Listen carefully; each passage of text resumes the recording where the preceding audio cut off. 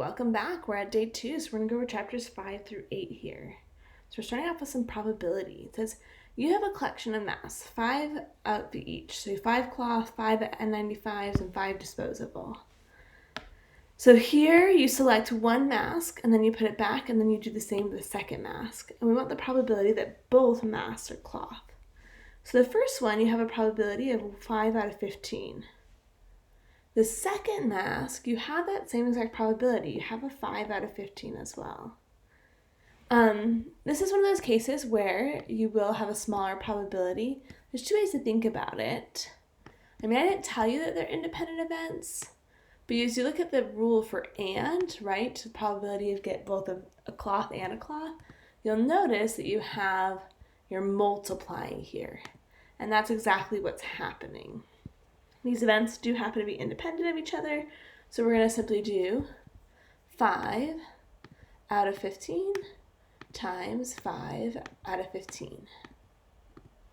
So we get, and I guess I should say, let's just round 3 decimal places today, 0.111. Okay, what about you select one mask and you notice the type, then put it aside. You do the same with the second mask. What's the probability both are cloth? So this one does change a little bit because 5 out of 15 the first time, but if you put it aside, now we only have 4 cloth masks out of a total of 14. We are still going to multiply, but it will change our overall probability of getting that result. We have 0.095 now. Okay. You have a standard deck of 52 cards. So in your standard deck of 52 cards, remember there's 4 of each number, there's 13 of each suit, etc. So what's the probability of drawing a 2 or clubs? So this is one of those cases that you've got to remember, okay, there's 4 2s and there's 13 clubs, but remember there's 1 of overlap. Remember the or, and remember the overlap out of 52. So there's really only a total of 16 out of 52 rather than 17. So if I go ahead and do 16 divided by 52, I end up with 0.308. What if I say what's the probability of getting a 2 and a clubs? There's 2 ways to think about this. I just usually think about, 2 and a clubs. There's only 1 out of the 52 cards that's like that. Your other option, so we get 0.019.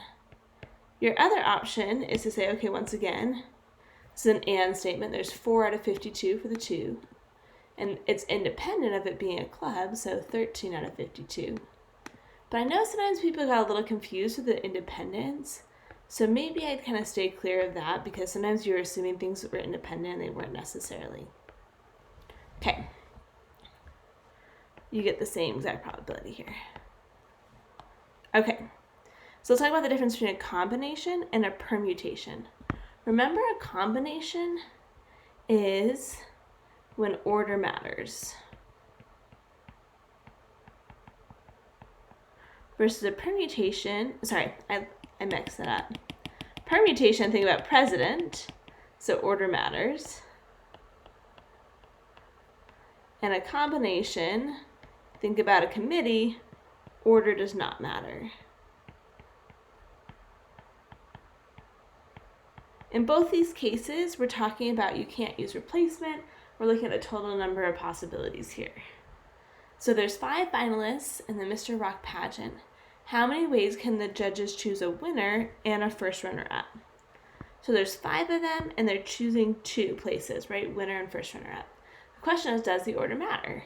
And sure enough, it does because, right, if you're a winner versus the first runner-up, that's going to be different. So we're going to do a permutation here. So if you hit math and go over to prob, so a reminder for you, math, go right to probability. In this case, we're going to go down to number 2, which says NPR. Remember, you're always going to put the biggest number first, the smallest number second. So we're going to put our 5P2 in, and we end up with a total of 20 different options. Okay, now let's move on to chapter 6, which talked about random variables. A contractor is considering a sale that promises a profit of $23,000 with a probability of 0.07, or a loss of $13,000 with a probability of 0.03. Okay, even though it doesn't have you do this, I would set it up of like, hey, profit / loss, right? And then your probability of X. So you're going to get $23,000, and we got a probability of 0.7. Or you're going to lose, so we're going to get negative $13,000 with a probability of 0.03. So we're asking you to find the probability of this. For the most part, we just went into stat, and we went ahead and used our calculator to kind of compute this for us. This one's not too bad if you want to do by hand. I'll show you in a minute how you do that as well. You just got to remember in your one var stats, I do need to add my frequency list this time. So not only do I have a profit and loss, but I have a probability of each of those things happening. So here, our mean is simply $12,200, so A. So recall, the expected value is a fancy way just to say the mean of the probability distribution. So what does this mean? So if we consider lots of sales,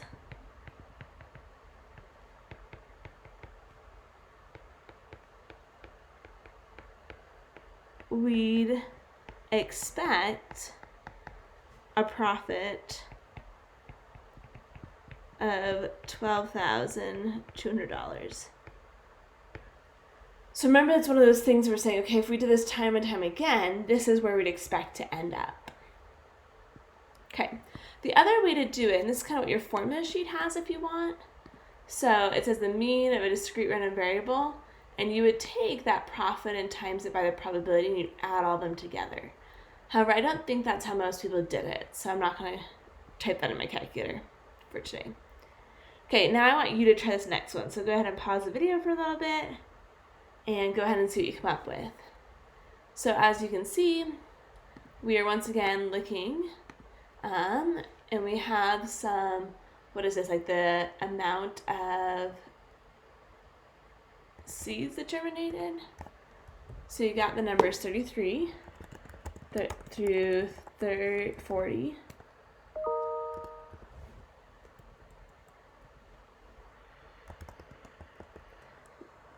Make sure you type things correctly. 34. You're gonna need to insert a 36.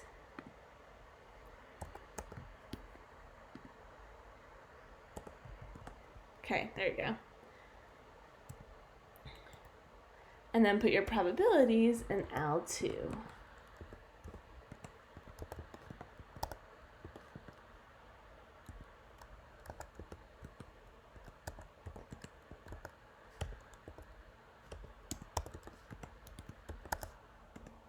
Okay, so we're gonna go stat, we're gonna go right to calc.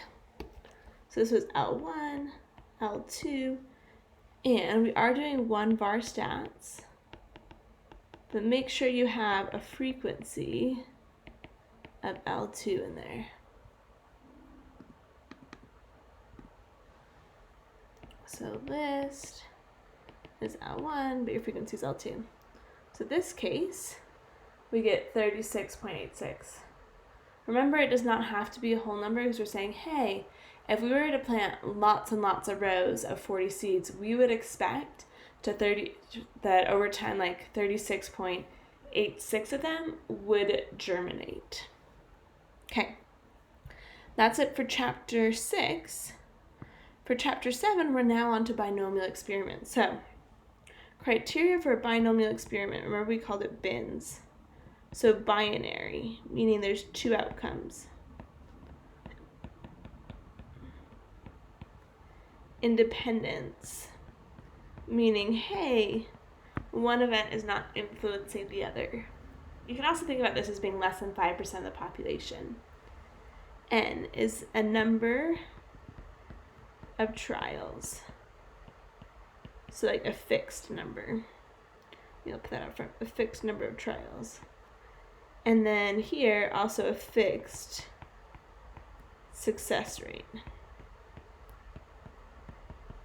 Recall that we use CDF when it's cumulative.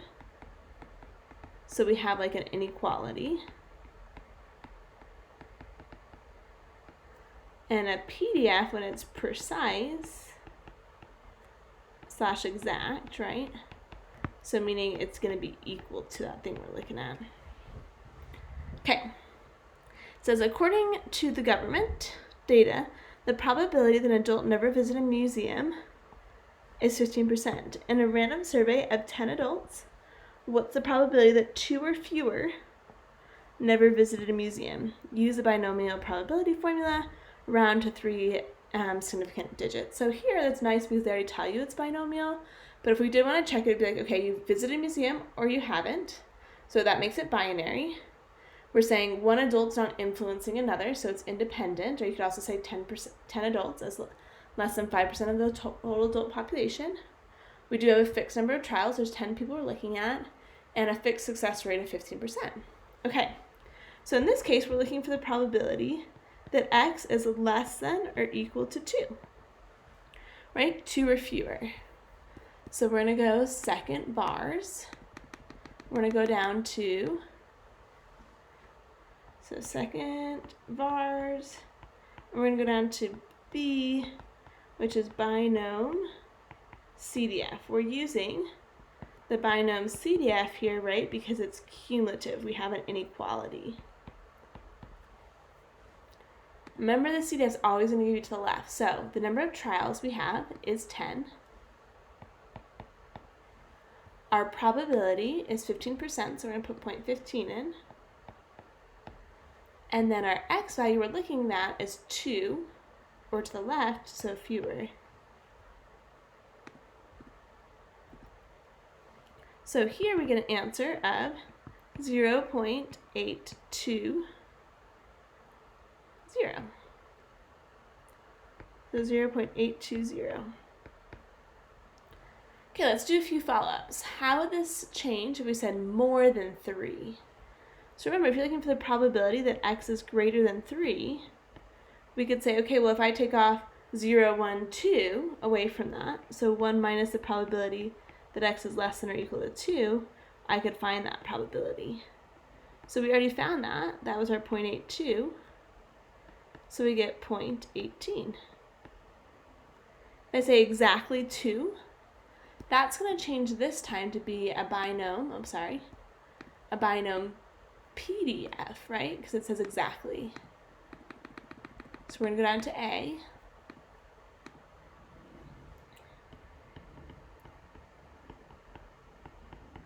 Our number of trials is still 10. Our probability is still 0.15 of our success rate. I've never visited a museum. And then our X value is still 2, but we just want exactly 2 this time.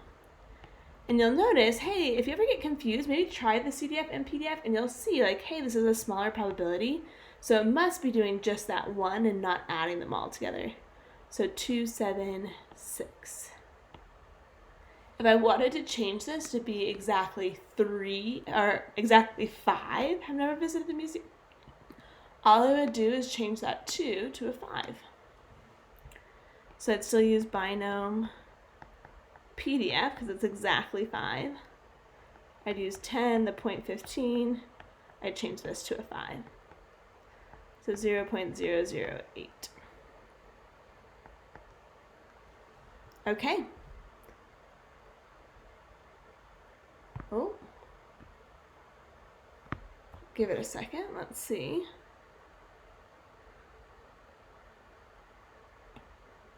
There we go. Okay.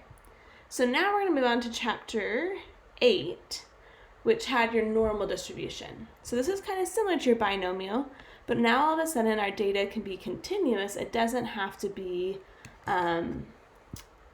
discrete. Actually, this is chapter 7, I think. Sorry, we were in chapter 6 before. I may have said the chapter's a little bit wrong somewhere there. This is chapter 7 now. Okay. So remember, CDF, once again, is cumulative. And then PDF we never use. Okay. However, we did use something called inverse norm versus normal CDF. So inverse norm is when you're given like the probability or area and you're looking for a cutoff.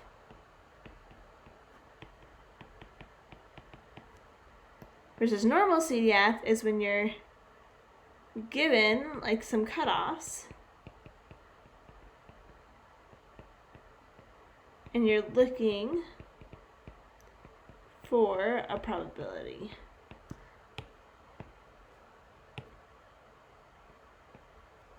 Okay.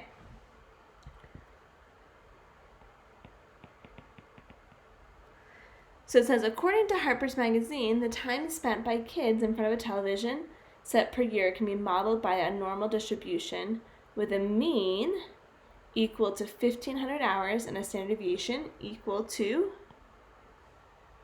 250 hours. What percent, notice we're looking for a probability, of kids watch television for less than 12,000 hours per year? Okay, so think about this normal curve. We've got, and it even says it looks like a normal distribution. We have 1,500 as the center, and we're going below, as our cutoff is 1,200, we're looking for this probability. So the area to the left here. Okay, so we are going to use a normal CDF since we're looking for the probability. Sorry, this is in second vars, normal CDF, we're going down to here. So second vars, and then we're going down to 2, which is normal CDF.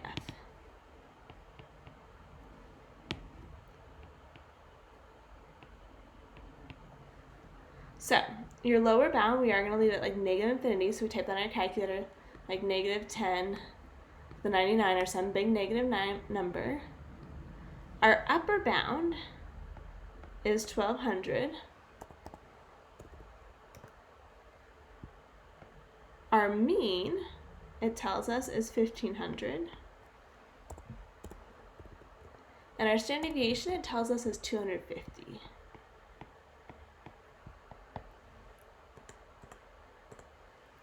So we get 0.115.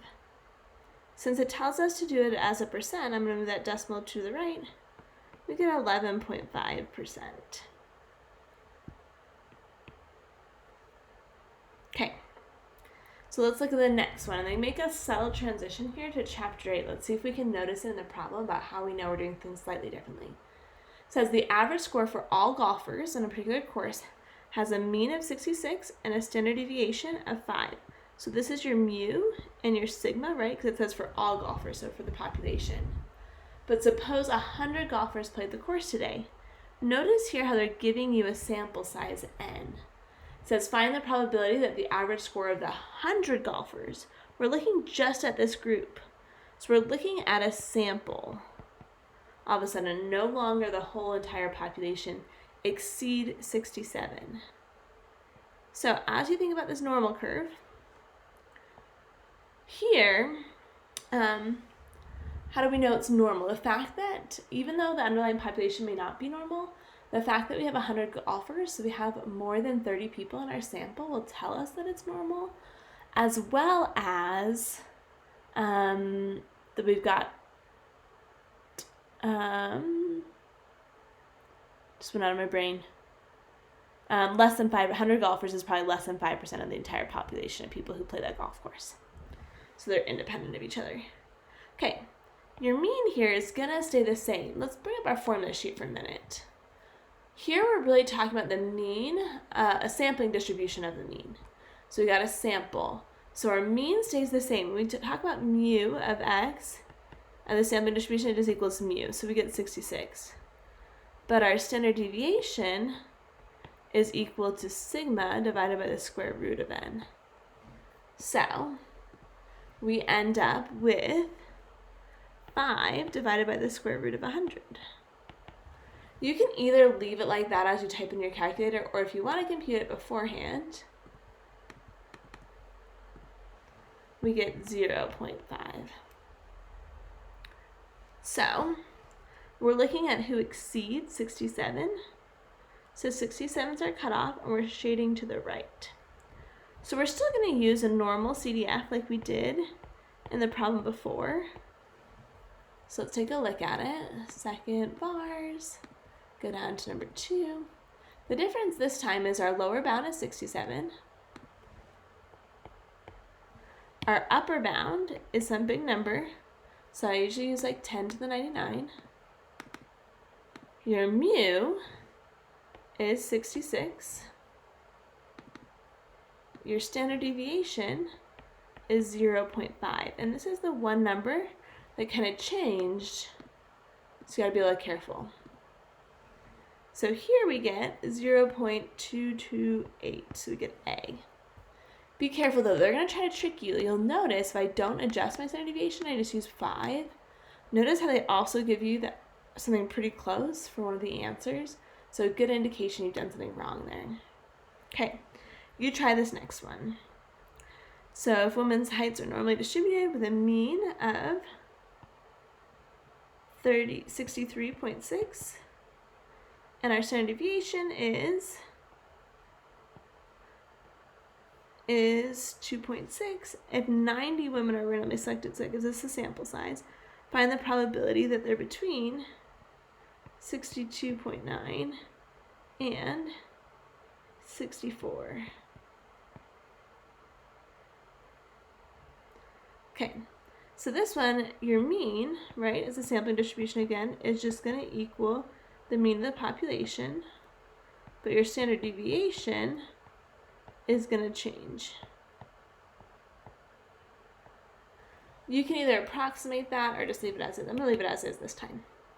So let's go ahead and use normal CDF.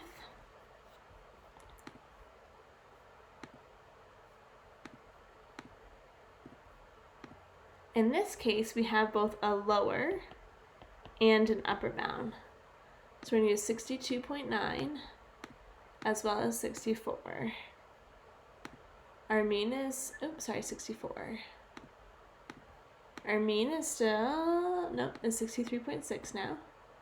And you can actually type this all in, just 2.5 divided by the square root of 90. Close it just to be safe, you don't have to though. Be aware, if you round, you may get something pretty similar, but it's possible it'll just be a little bit different. I'll do it both ways so you can kind of see. So I end up with, we're going to do 4 significant figures, so 0.9315. If I had estimated the standard deviation before this,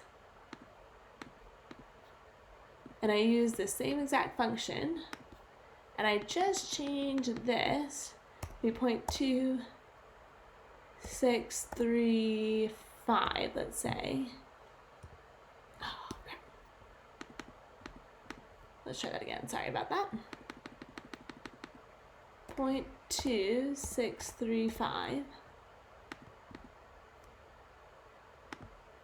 You'll notice I do get the same answer here, but sometimes that changes slightly, so don't stress too much about that.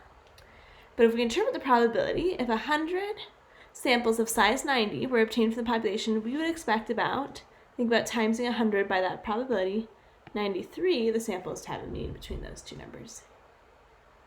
Okay, that takes us up through chapter 8. Good luck as you continue to study.